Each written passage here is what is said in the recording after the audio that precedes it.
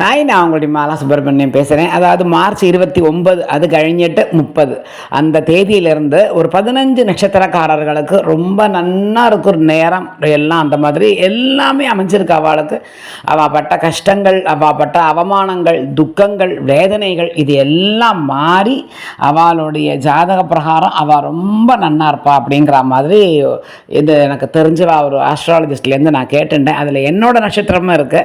அதில் 15 நட்சத்திரங்கள் என்னென்ன அப்படிங்கிறத பற்றி மதுரைமாலா யூடியூப் சேனலில் நான் சொல்லியிருக்கேன். தயவு பண்ணி அதில் நீங்கள் போய் பாருங்க. பிடிச்சிருந்தா லைக் பண்ண போடுங்க. இந்த வாட்டி 30க்கு அப்புறமா ஒரு 15 நட்சத்திரக்காரால் ரொம்ப நன்னா இருப்பா.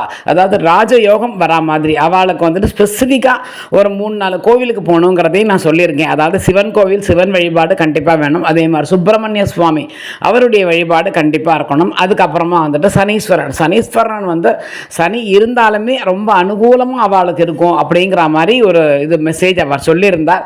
ஸோ கஷ்டமே பட வேண்டாம். இந்த நட்சத்திரக்காரர்கள் இன்னி வரைக்கும், அதாவது மார்ச் 30 வரைக்கும் 29 வரைக்கும் எத்தனை கஷ்டப்பட்டு இருந்தாலும் அதுக்கப்புறம் 30ஆம் தேதிக்கு அப்புறம் அவளுக்கு நிலைமையே மாறும் அப்படிங்கிற மாதிரி தெய்வம் வந்துட்டு என்ன பிரச்சனையாக இருந்தாலும் அதை அனுகூலமாக கொண்டு போய் அவளுக்கு சாதகமாக அதை கொண்டு வந்து வச்சிடும்.